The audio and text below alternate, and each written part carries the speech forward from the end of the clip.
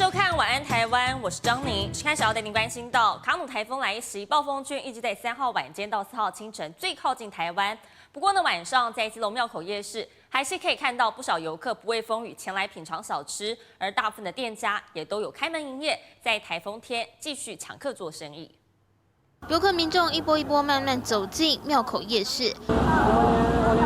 小吃摊的内用座位还是可以看到许多人不畏风雨大啖美食，不过下一秒雨却又开始下。现在的雨势虽然持续还是有的，但是目前雨势是一个毛毛细雨的状态，有些民众呢甚至是没有在撑雨伞的。卡努台风来袭，3号一整天风雨几乎都是一阵一阵的。入夜后到4号凌晨，卡努暴风圈最靠近台湾，不过基隆晚间的风雨断断续续，忽大忽小，仍不减游客兴致。好像没有预期想象的风那么大，这边偶尔有小阵雨，但很像还好。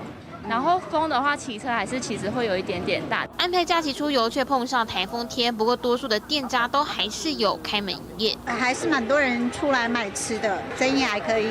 风如果有大的话，我们可能也会收吧，因为是间歇性的风跟雨，比平常应该是差了一点。店家台风天抢客做生意，民众不畏风雨出游，但卡努对台的威胁仍在，民众千万可别掉以轻心。记者综合报道。